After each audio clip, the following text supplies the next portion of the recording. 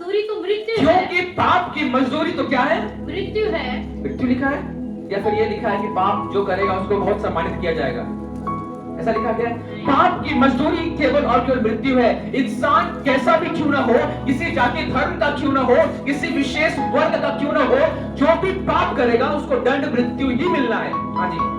परंतु परमेश्वर का वरदान, परंतु परमेश्वर का वरदान हमारे प्रभु मसीह यीशु में, हमारे प्रभु यीशु मसीह में अनंत जीवन है। अनंत जीवन है। जो आज बड़ा दिन हम मनाते हैं, बड़ा क्रिसमस मनाते हैं, वो परमेश्वर का वरदान है जो परमेश्वर ने अपने इकलौते पुत्र को गिफ्ट के रूप में हमें दिया है, ताकि हम पाप से क्या हो जाएं?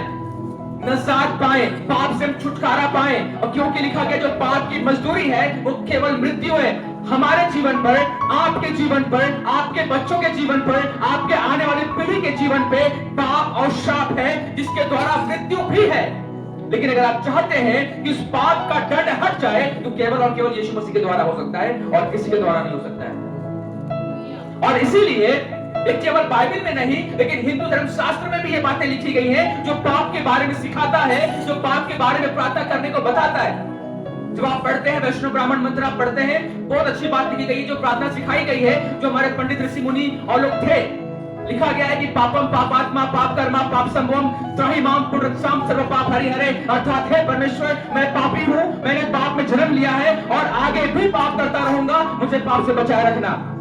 ये बाइबल की बातें बता रहा हूं मैं, ये वैष्णव ब्राह्मण प्रार्थना है जो लोगों को सिखाई गई थी कि डेली प्रार्थना करना है कि आप पाप से बचे रहो।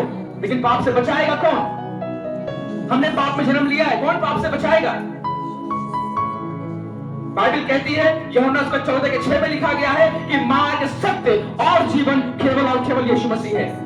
Hallelujah, hallelujah. जब मार्ग नहीं दिखता है तो यीशु मसीह आपका मार्ग है, और सत्य केवल यीशु मसीह है। और वचन में यह भी लिखा गया है कि जो सत्य को जानेगा, सत्य उसको आजाद करेगा। सत्य कोई वस्तु नहीं है, सत्य कोई समान नहीं है। सत्य अपने आप में एक व्यक्तित्व है जो प्रभु यीशु मसीह है।